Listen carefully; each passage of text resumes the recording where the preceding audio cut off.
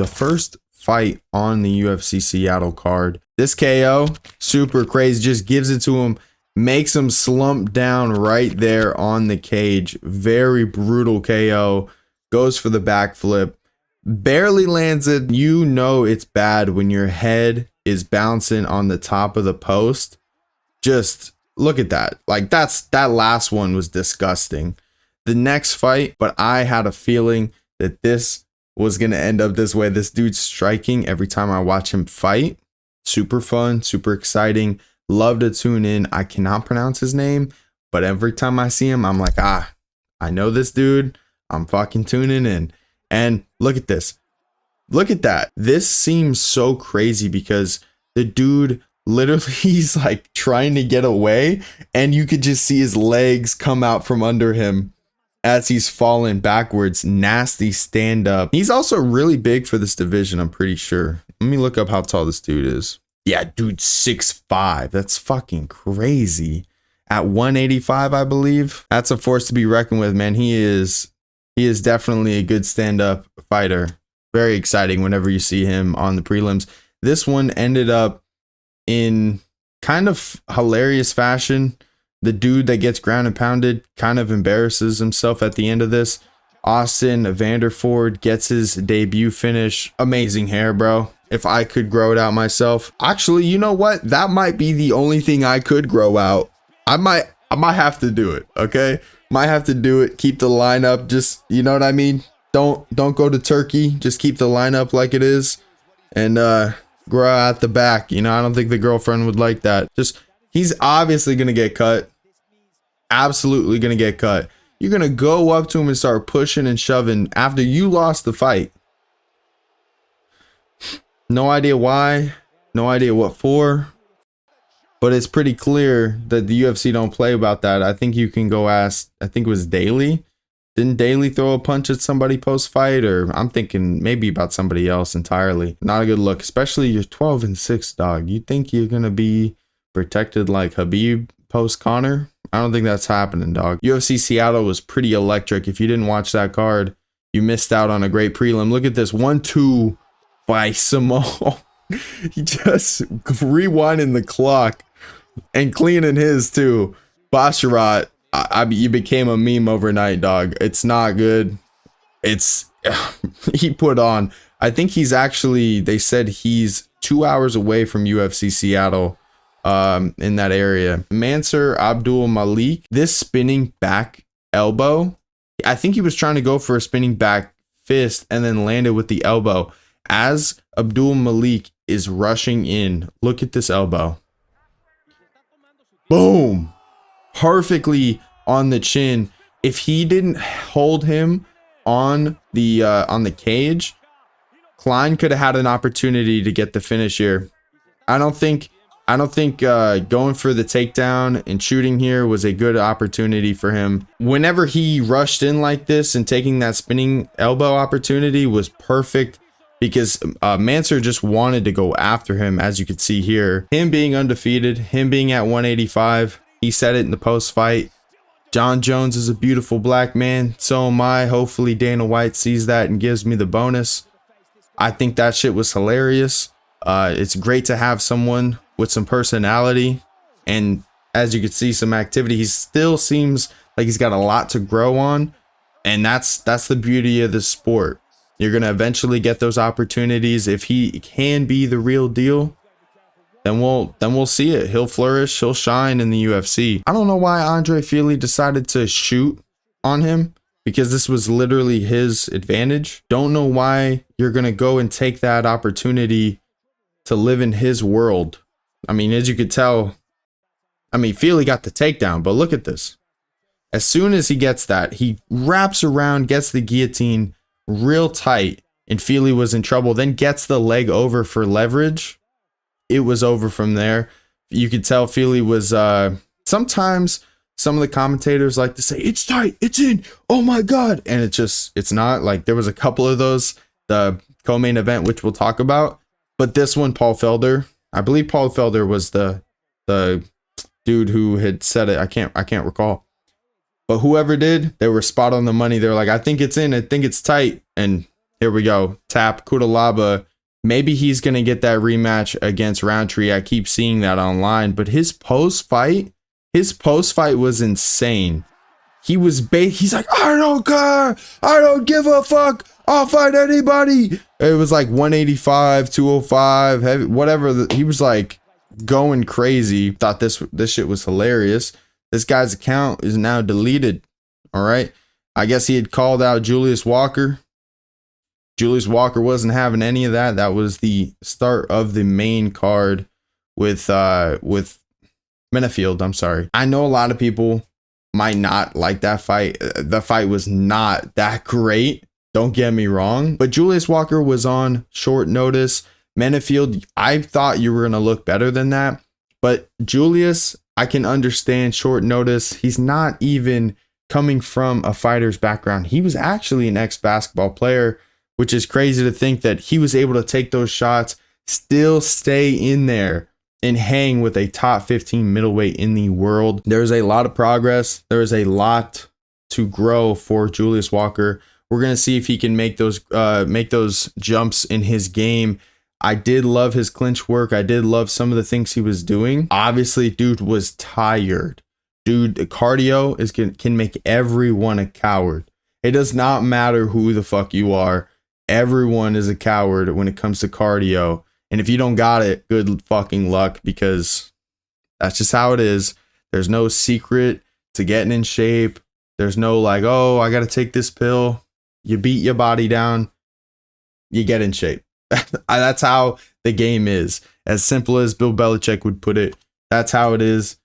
You just got to put the work in. You got to put the grind in. And Julius, you're still younger in your career. You got pulled up on short notice.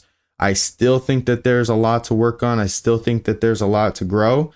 But the potential is there, in my opinion. You're very big. I think you're what, 6'4"? Big, or 6'3", one of those. Massive for the weight class. I'm excited to see your future here at 185. You were definitely taking some bombs and able to stay in there, even dead tired. So even though buddy over here had to delete his account, whatever the case is, keep calling him out on Twitter, Julius. This is Gene Silva KO. I don't know why the ref's looking at him. I don't know what he's doing. He's just like, oh man, you know, maybe he'll get up after he just ate a 1-2 and basically bounced his head off the canvas, and Gene Silva's just looking over him, thinking, oh, should I take another couple of shots here? It's insane to me that some of these refs don't just, I mean, dude is absolutely fucking rocked. Look at that. Bomb. Over. He's like, come on, end it. The dude on the ground, he was like, end it. Like, what are you doing? He looked at the ref like, come on, it's over, right? Like, whether he's going to get the Bryce Mitchell matchup, I don't know. It's going to be interesting to see, because him versus Bryce Mitchell, I think anyone versus Bryce Mitchell, biggest number one enemy for a lot of people right now in the UFC.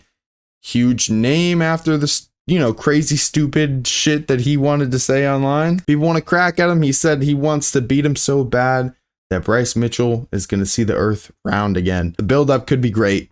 The Rob Font and Gene Matsumoto? Yeah, Gene Matsumoto. Bro, 25 years old, up and comer, one of the greatest in that division at that age. Look at what he did against Rob Font. Even though he might have lost, he gained the respect of a lot of fans. How exciting that bout was. He was in it till the end. That elbow up the middle by Rob Font cut him nasty on the head. Dude was a dog and kept going and going and going. On short notice, I think they said in the broadcast that his mom was even questioning why he's taking this fight against Rob Font. Either way, dude was on a win streak. Rob Font ended that shit, and he showed that he is not a gatekeeper in this division. He is not here. What's up, Ben? Rob Font is not a gatekeeper. All right. He showed that Gene Matsumoto, you got to get back to the drawing board, learn a little bit, grow a little bit. Being 25, you still have a lot to do in this sport, but very much won a lot of fans that night. That next fight, the co-main event, is honestly Anthony Fluffy Hernandez. You have been ever since the Rodolfo Vieira fight. You've been one of my favorite sleeper fighters in this division. I've been rooting for you. Not that I'm against Brandon Allen, not that I'm against anybody else, but I've been rooting for you, and you showed up, you showed out, you dominated. That was a great exchange. Y'all fought in the championship at LFA like 5-6 years ago, and this was their second fight. It showed, and they knew each other to a T. Fluffy was just better. Fluffy was just better. And to think that he beat Chris Weidman's record of takedowns at 185, and he's not known to be some sort of like American wrestler like Chris Weidman, is just also absurd because he's doing it sneaky and people are not seeing it. I love me some Anthony Fluffy Hernandez. Every time he's going to be fighting, I'm going to be tuning in. I love DDP. Always poking at the division. I might not love him as my top fighter at 185. I'm a Sean Strickland fan. And to be fair, DDP whooped his ass in the second one. You got to love and respect how he pokes at the division. You got to love it. He is a gamer. Dude loves to fuck with people. And to have this, I don't know what's next either, but I can most certainly tell what ain't next for a very long time. Poking at Brandon Allen post-loss, because I guess him and Brandon Allen have gone back and forth. Brandon Allen wants to throw at him. Always talk when I drop a decision. When I'm winning, you're silent. We can't all get the guys on the way out. Claiming that he gets guys basically on their, on their decline. I don't know 100% how true that is. I would say that he fought Sean Strickland probably at his prime. Maybe Izzy, maybe Rob. I could see. I would really have to go through his whole career for the UFC. I mean, I don't think a lot of people, especially in the UFC brass, really had DDP to be this like major star either. So I don't think that he had some sort of major push, like perfect matchups either. He's a gamer, man. He worked his ass off to get to this opportunity, and he made it tenfold. He really showed up and showed out. I mean, I'm not saying that I'm right about everything, but he proved me wrong. He did. He proved me wrong 1,000%. He's become this great champion who's been able to do it in a way that no one else really has. And that's what I admire, is the fact that when you look at the way he fights versus Israel Adesanya versus Sean Strickland, you know how they're going to fight you. You don't know how Dricus is going to come. That's the deciding factor. And you always hear, like, to me, I'm gonna compare it to this. You always hear big veteran fighters like, I don't want to say a name specifically, but where they won't spar with like up and comer new classes or whatever, because people that don't know how to fight and that are learning are always very wild and unpredictable. That's what it seems like. Even though Dricus is a champion and he's this top level at 185, best in the world, the dude is just so unpredictable, and you can't compare his game to somebody else to then get a read on it, to then prepare for. It's very difficult, a fight versus Dricus. And of all people, I thought Eric Nixick did a great job coaching Sean Strickland. It's just Sean Strickland wasn't able to get it done. And sometimes Dricus, being as unpredictable and there's no pattern there, it's very hard to get a read when you're Sean Strickland. So this year, as champion, I'm not your biggest fan, Dricus, but you're making me one. You're making me a fan, man. I can't lie, because of your antics, the way you are in the octagon. You put on great fights, and the way you are outside the octagon. It doesn't have to be some per se bad boy image like a John Jones doing whatever, or you're out there being yourself, saying whatever, people saying, oh, you're gay and you have a fiance and shit. I mean, because there was photos of him kissing his coach or something under the Eiffel Tower. A lot of shit has been thrown Dricus's way, and dude just like water, just keeps it going, and you gotta love and respect that. I don't know what's next for Brendan Allen, but I think Dricus is right. He certainly ain't next for him. And Brendan Allen now makes his way out of the top 10 as Fluffy makes his way in from 9 and 12 rankings. This is going to be good for Fluffy because Fluffy, the top 5, the top 10, there's a lot of matchups I would love to see. And I'm a major fan of Anthony Hernandez. So be on the watch for him for the top of the middleweights. Him versus Dricus. I don't know. I really don't know. Obviously, we have Hamzat next, but that could be a fun matchup that I don't think a lot of people could see as like, oh my God, this is a great bout. But it could be one of those, to be honest with you. That's how confident I am in Anthony Hernandez. His eye is horrible. Look at this. I was wrong. He did not win. Henry Cejudo, I picked you. I really did. I really thought you at a plus 200, you coming off 2 losses, against Aljo, against Marab, 2 of the top at 135. I really thought that there was an opportunity for you to then get your way back into the top 5 against Song Yadong. And then in the 3rd round, you get a nasty eye poke. I'm not blaming Song. I'm not blaming Henry. I mean, it's just what happens sometimes in the fight. And now I would say what I do not like is that he went right back to having his hands out. Right? So if the if the ref is going to tell you, hey, look, I might not take a point now because it seemed like an accident, but then you go right back to it and like putting him out and putting him like, it just made it seem like he didn't care, try to change or be more cautious about the eye pokes. And obviously that's a fucking problem. I don't think anybody in the sport likes eye pokes, especially having a main event ended on an eye poke. Henry Cejudo, you could tell immediately this fight was probably not going to continue, but he, in my opinion, really tried to tough it out. When you get this opportunity here, when you're down 2 losses and you got an up and comer like Song Yadong at 27 and you're 38 trying to make a return back to gold, personally, I don't see why he would have won it out. It's not like he got dropped. I mean, he's been in a tougher war against Marlon Moraes and then come back.